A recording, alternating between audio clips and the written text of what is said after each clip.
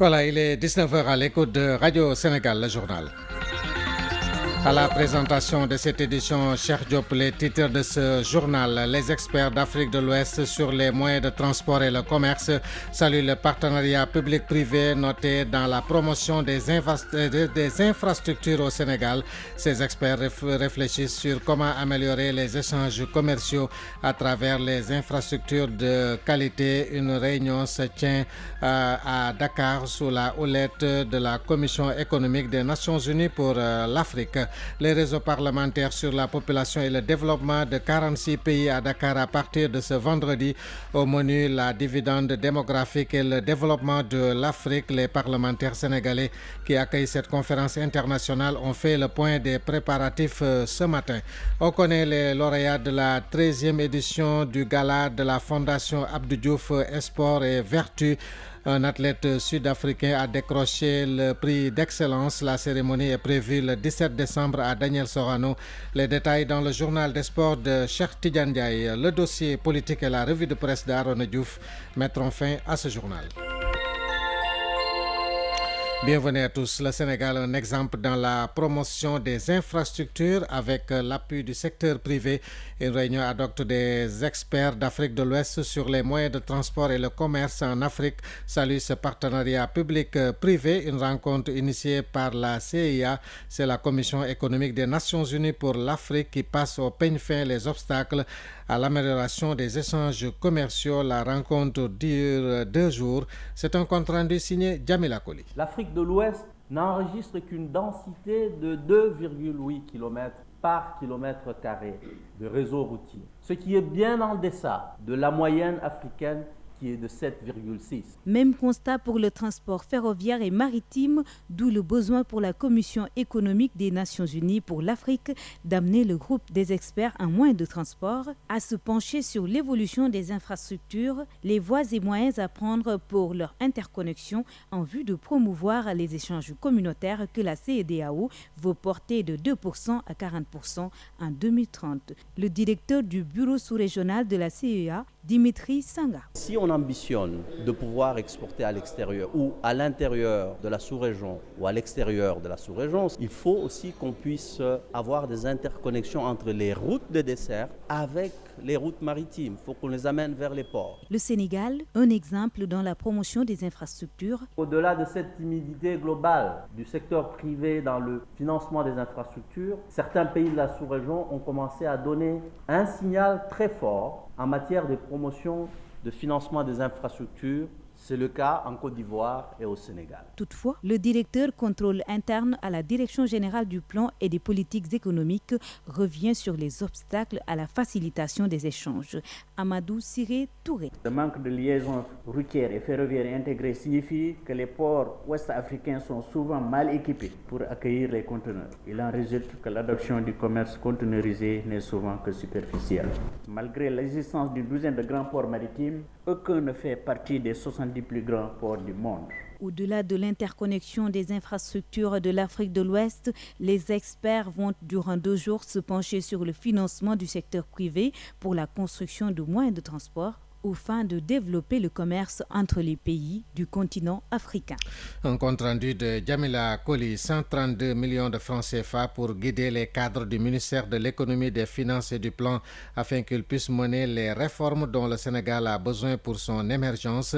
C'est à travers une mission de coaching menée par l'Union européenne. Il s'agit de développer les capacités techniques et managériales de ces cadres. C'est un reportage signé Khadifal Koulibaly. Il s'agit de faire de chaque agent un champion. Le mot est lâché par le premier conseiller de l'Union européenne. Pour Clemens Schroeter, il s'agit avec le coaching de renforcer le top management du ministère de l'économie, des finances et du plan en leadership et conduite du changement. À ce titre, l'appui de l'Union européenne a pour objectif d'accompagner le ministre dans son ambition de s'ériger en un ministère stratégique pour l'émergence du Sénégal, à travers une meilleure appropriation des réformes par les agents du département. Cette mission de coaching est née d'un constat. En 2014, le rapport d'Alberg portant diagnostic organisationnel et fonctionnel du ministère avait déjà relevé un certain nombre de dysfonctionnements et d'insuffisances. Le ministre de l'économie, des finances et du plan, Amadou Ba. Donc, un déficit des capacités techniques et managériales pour le coaching des agents chargés de la mise en œuvre des réformes,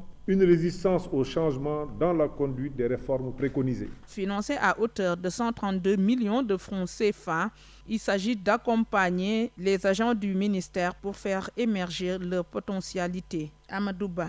Les nombreuses actions déjà réalisées et en cours de mise en œuvre, ainsi que les changements institutionnels, dont ceux induits par l'entrée en vigueur de la loi organique relative aux lois des finances, LOLF, ne manqueront pas de provoquer des bouleversements. C'est pourquoi nous devons préparer nos managers à conduire le changement en leur apportant l'accompagnement approprié. En effet, le coaching des cadres dirigeants devant conduire les réformes et gérer les interrelations entre nos différentes structures me semble être une démarche adaptée pour les accompagner à faire face aux mutations. Ainsi, les agents du ministère vont être guidés par l'Union européenne et cela pour 6 mois.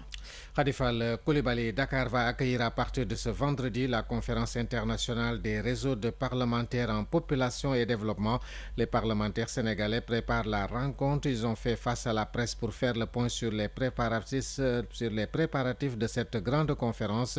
Les réseaux parlementaires de 46 pays sont attendus à Dakar pour discuter du thème dividendes démographiques et développement en Afrique. Les détails avec Diorndiaï Cissé. Dakar abritera la conférence internationale des réseaux de parlementaires en population et développement du 24 au 26 novembre prochain. Une rencontre qui permet aux réseaux de parlementaires africains de préparer la mise en œuvre de la feuille de route de l'Union africaine 2017. Aoudia Thiam, député à l'Assemblée nationale, sur l'importance du thème choisi, dividendes démographiques et développement de l'Afrique. Nous souhaitons pouvoir organiser une très bonne conférence, relever le défi de l'organisation. Nous allons recevoir du monde et nous souhaitons pouvoir être à la hauteur et prendre des décisions importantes et pour le Sénégal et pour l'Afrique sur des questions de développement. Nous avons bien développé la question du dividende démographique. On a montré l'importance que cela revêt. Il est important qu'on s'asseye et qu'on voit comment transformer ce fort taux démographique en une opportunité pour les jeunes. Nous espérons pouvoir nous entendre sur la déclaration de Dakar pour que, en janvier, lors du sommet africain, que cette voie puisse être entendue. Après l'organisation de cette grande conférence internationale des réseaux parlementaires africains, le réseau local de l'Assemblée nationale compte organiser une journée dédiée à la mortalité néonatale et infantile. Voilà le reportage de Diorndiaï Cissé. Le ministre du Travail invite le monde syndical à s'impliquer davantage dans la promotion et la défense des droits des travailleurs migrants. Le ministre Mansour Sy présidait ce matin à Dakar l'ouverture de l'atelier régional syndical sur la migration.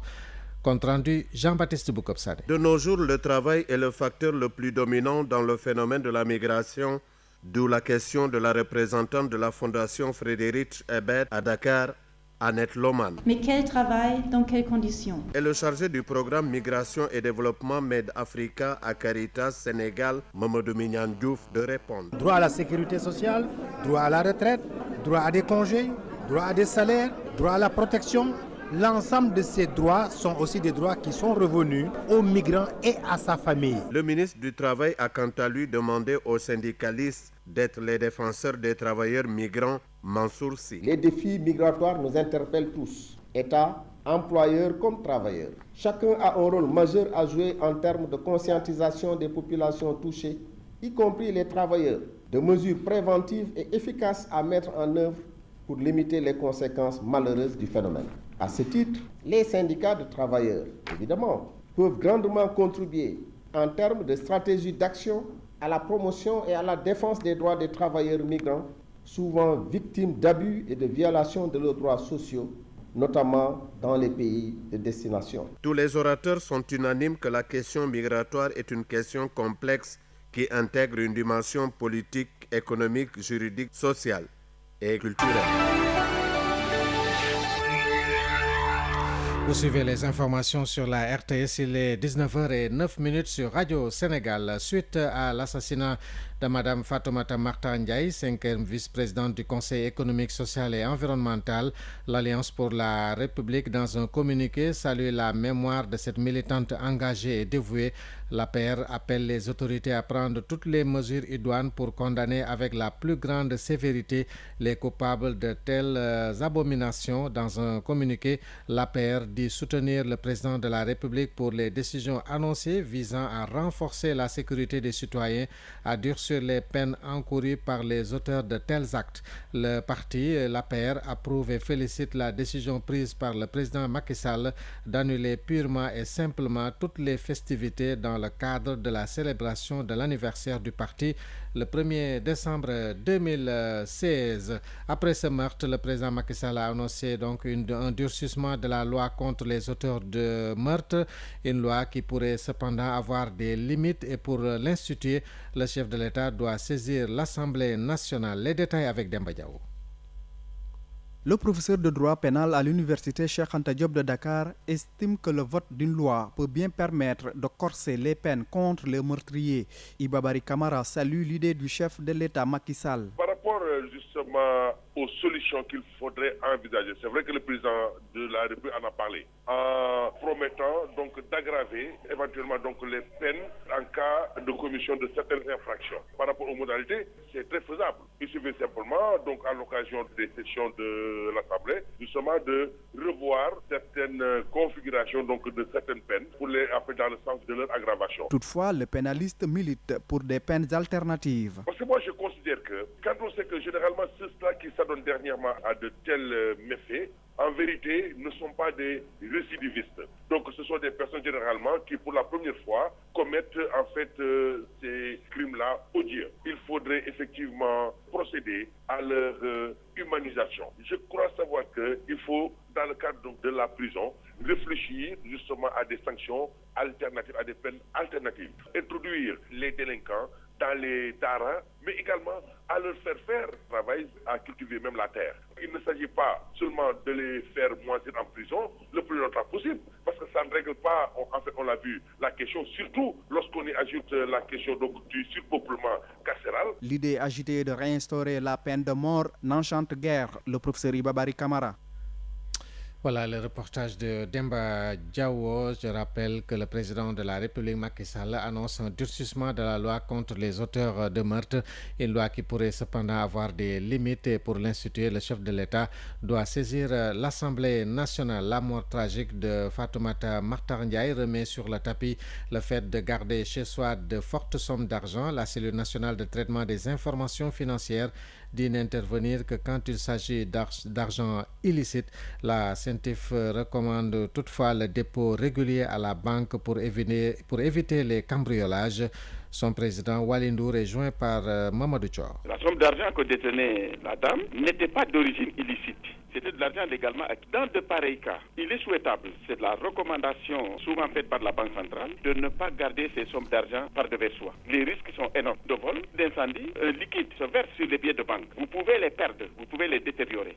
C'était le produit d'activités de recouvrement, c'est-à-dire l'argent qui avait été prêté à des dames dans le cadre du financement des femmes en milieu rural et dans certains quartiers. C'était le produit de recouvrement d'une ou de 2 journées. Dans de pareils cas, ce que moi, le conseil que je peux donner aux dames qui collectent d'argent et qui disposent de comptes bancaires, c'est d'éviter de rester longtemps avec l'argent. Si vous recouvrez un jour ouvré, il faut y aller le matin.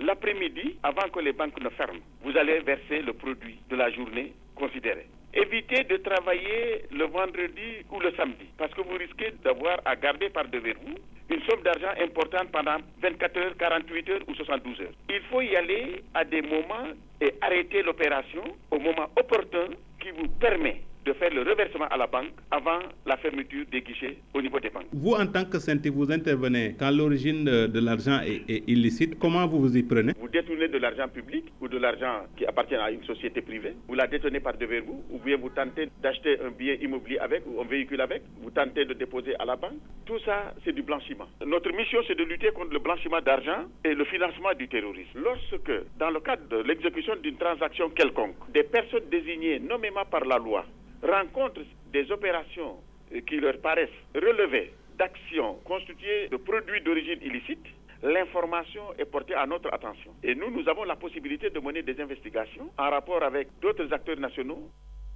Voilà donc Walindour, c'est le président de la CENTIF. Pré-inventaire du patrimoine culturel immatériel du Saloum. Les opérations sont en cours.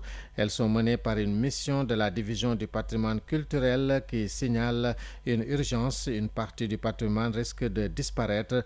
Il faut la sauvegarder et la valoriser, a déclaré la mission au cours d'un atelier. Daouda Laye-Badiane. Cet atelier pré-inventaire a permis de faire ressortir le patrimoine culturel immatériel du Saloum, très riche en enseignements. Ndengor Nyangui, directrice du Centre culturel de Kaolack. Cette pré-inventaire a donné beaucoup de résultats parce qu'on s'est rendu compte d'abord que pratiquement le patrimoine immatériel de Saloum existe et aussi ça a donné des résultats parce qu'on s'est rendu compte qu'il y a une urgence, parce qu'il y a beaucoup d'éléments de ce patrimoine qui sont en train de disparaître, ce qui fait que ça nous ouvre des brèches pour faire des recherches pour revaloriser ce patrimoine. La division du patrimoine culturel immatériel travaille dans le cadre du programme national de patrimoine culturel immatériel. L'objectif est de valoriser ce potentiel jusqu'ici peu exploité. Omar Badiane, chef de la division du patrimoine culturel immatériel. Le Sénégal a beaucoup travaillé sur ce qu'on appelle le patrimoine culturel matériel, surtout sur le patrimoine bâti. Donc les sites et monuments,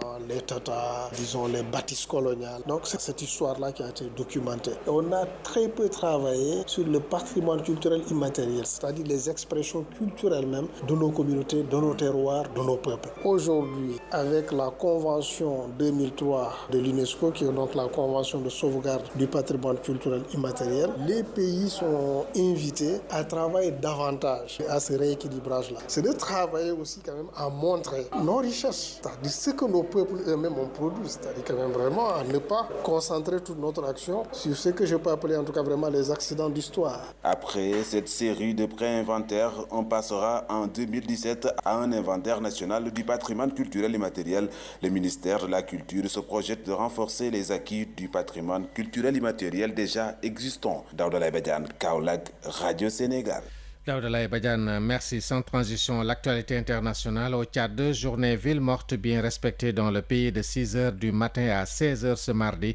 Djamena était au ralenti. Ce mouvement est initié par les partis d'opposition et soutenu par la société civile qui proteste contre le pouvoir de Idriss Déby, un mouvement pour demander le versement des arriérés de salaire, la fin des mesures d'austérité et une meilleure gestion du pays. Vive tension à Bria, c'est une ville diamantifère dans l'est de la Centrafrique. Des affrontements ont opposé deux factions de l'ex-Seleka, l'UPC à dominante Peul et le FPRC à dominante Goula. Il y aurait entre 11 et 30 morts, des violences qui pourraient s'étendre à d'autres villes comme Bambari. Le sommet de la francophonie, c'est dans quelques jours à Madagascar, en marge du Conseil permanent de la francophonie. Le chargé de la communication de la secrétaire générale s'est prononcé sur les priorités du moment de Michael Jean. Pour lui, Hanan, celle-ci compte faire de la composante jeunes et femmes son cheval de bataille.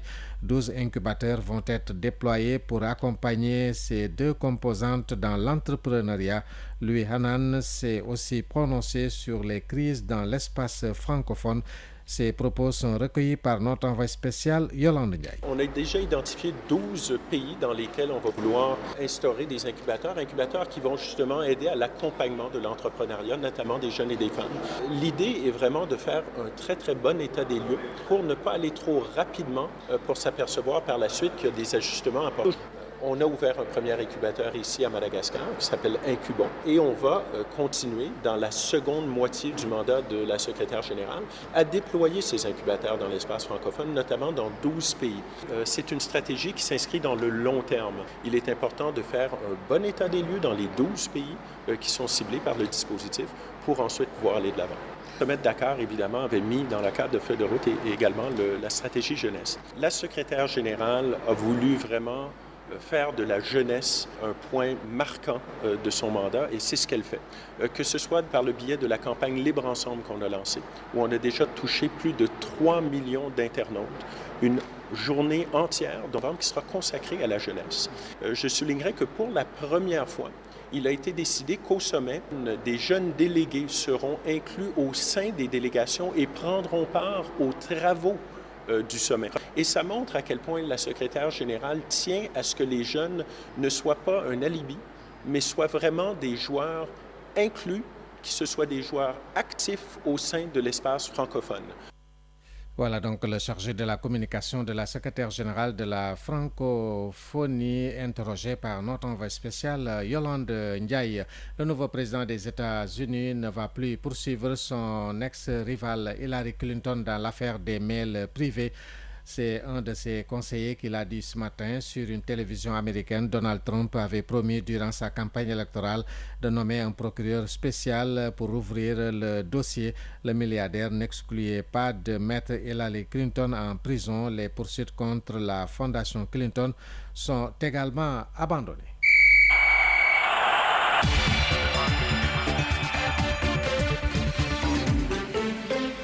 L'actualité des sports sur Radio Sénégal à 19h20, c'est avec Cheikh Tidiane Ndiaye. Bonsoir Cheikh Diop, bonsoir à tous. Et nous démarrons par cette information de la Confédération africaine de football. Sadio Mané donc parmi les 5 joueurs africains retenus par la CAF pour le Ballon d'Or 2016. L'attaquant sénégalais de Liverpool est cité dans la shortlist pour ce trophée qui sera décerné le 5 janvier prochain à Abuja au Nigeria.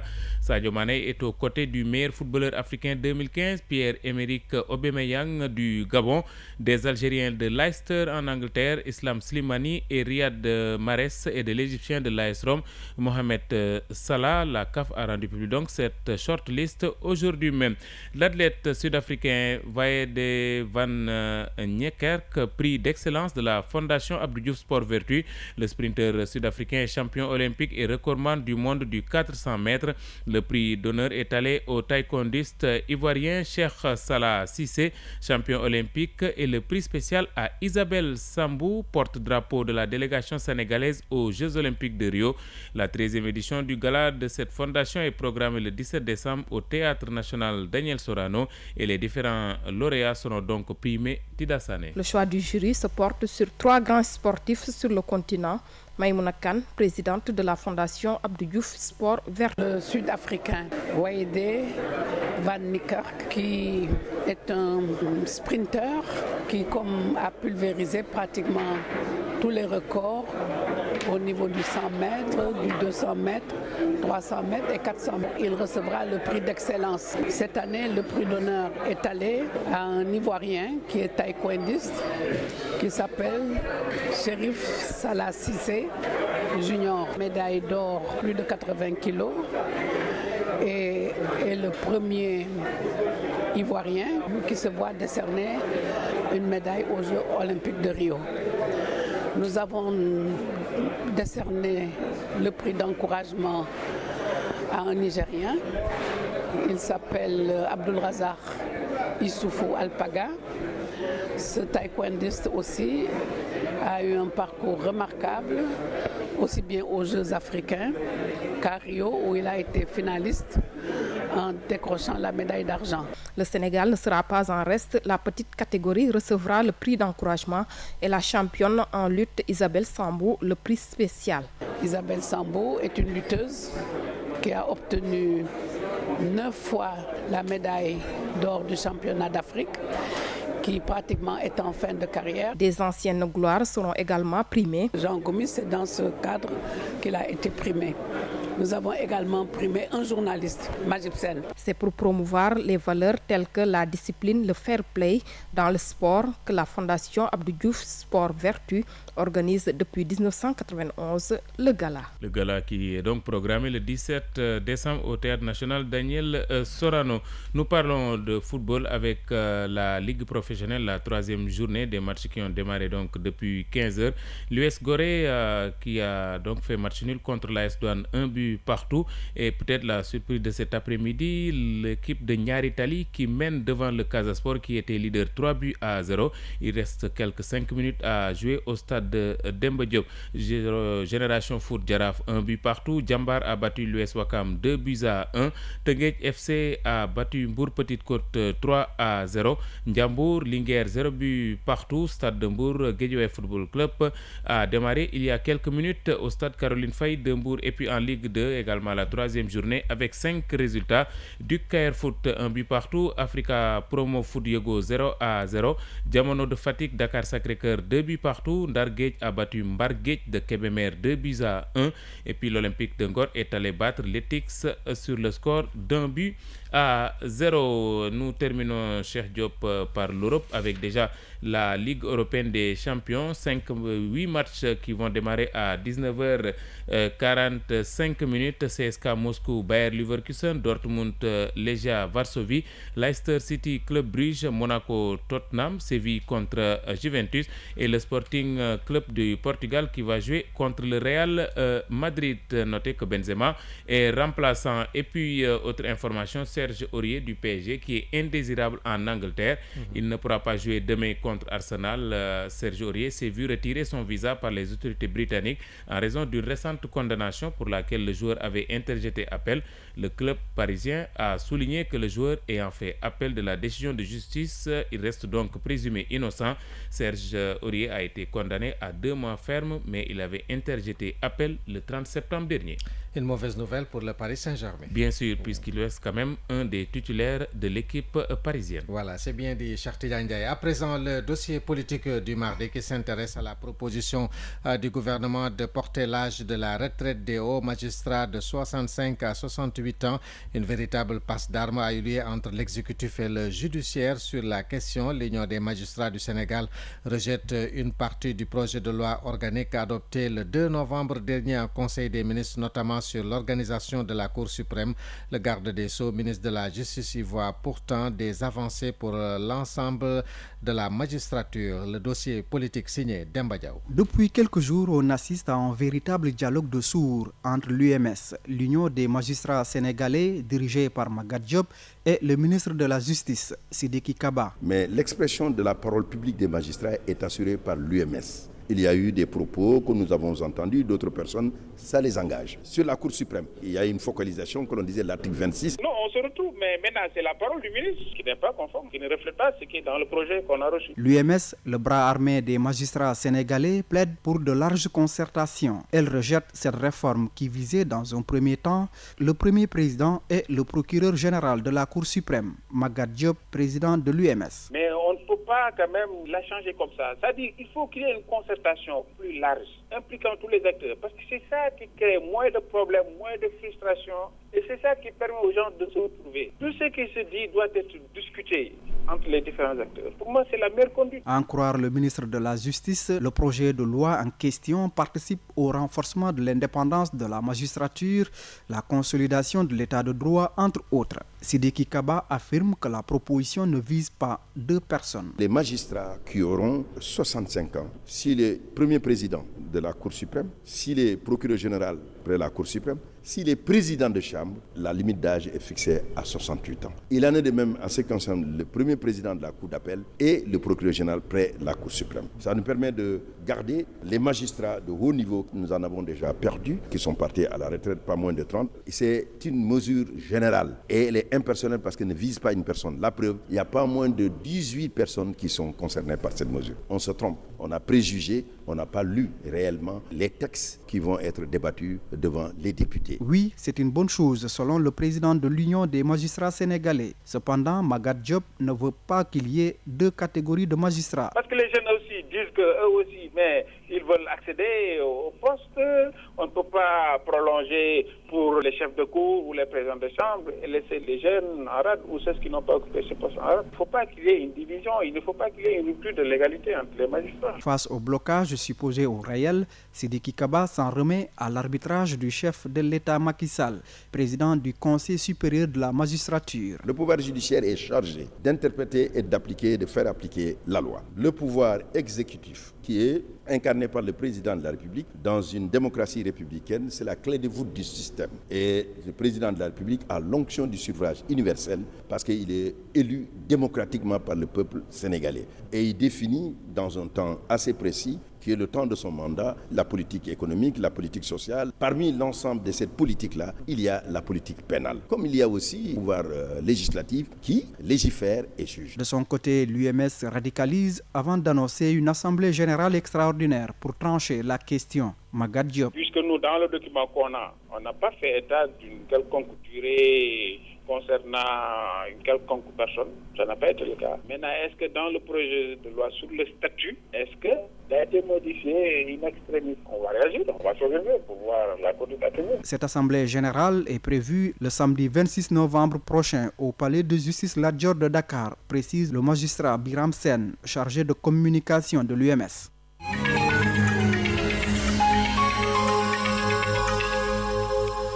Voilà, dernière note de cette édition, c'est la revue de presse avec Aaron Diouf. Recrudescence de meurtre, Macky Sall sort le bâton. Le chef de l'État a l'illumination hier de Fatou Makhtar Ndiaye qui promet dans les colonnes du Soleil que l'État prendra toutes les mesures nécessaires pour renforcer la sécurité. Ce n'est pas tout car certainement informé des nombreux cas de meurtre et d'insécurité que les populations ont enregistrés au cours de ces derniers temps, poursuit le quotidien. Le président de la République souhaite que désormais les acteurs de ces délits soient condamnés à la perpétuité et qu'ils ne bénéficient pas de remise de peine. Ainsi, Macky Sall écrit la tribune à sa une qui veut la prison à vie pour ces tueurs. Ce que mes confrères d'enquête appellent l'ordonnance du chef de l'État. Le président qui pointe le manque d'éducation avant d'inviter les familles à diminuer la pression qu'elles exercent sur leurs enfants pour qu'ils réussissent. Le chef de l'État ainsi pour la prison à vie. Des actes posés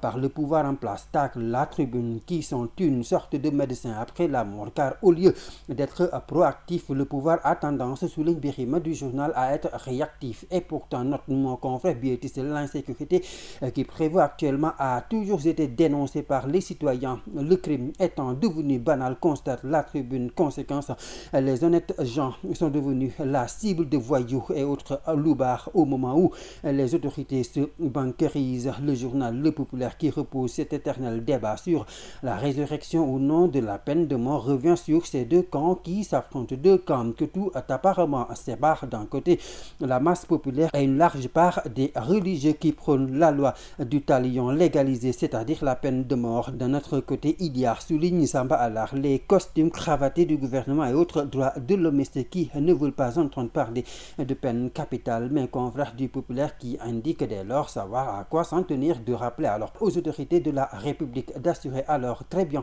notre sécurité parce qu'on ne peut pas aussi se laisser égorger comme ça gratuitement. Et puis confection de la carte d'identité biométrique CEDEAO, les Sénégalais étalent leurs craintes dans vos quotidiens. Alors malgré les assurances du directeur de l'automatisation des fichiers Ibrahima Diallo dans les colonnes de l'Observateur quotidien qui estime que 500 commissions seront installées en fin décembre 2016. Le rythme, souligne le quotidien du groupe Futur Média, le rythme est encore loin des objectifs fixés car machine en panne, liste le quotidien, longue file d'attente veillée. Mon confrère qui décrit ces difficiles conditions d'obtention de la carte d'identité et d'électeur note que sur la cartographie de ces opérations s'affiche colère et galère des citoyens qui peinent à disposer de ce moyen de se déplacer, d'exercer son droit de vote, bref, d'exprimer pleinement sa citoyenneté. L'Observateur quotidien qui relève presque ces mêmes difficultés souligne enfin qu'il y a la théorie et la réalité du terrain. Voilà la revue de presse de Aaron Diouf qui met fin à ce journal. Merci à Alexis Ndiaye et Tchabasek à la technique ce soir, au CDM Laba Soumaré, à la réalisation de ce journal Ibrahima Khalil Goudjabi et Ouleili, journal présenté par Cheikh Diop. Merci d'avoir suivi.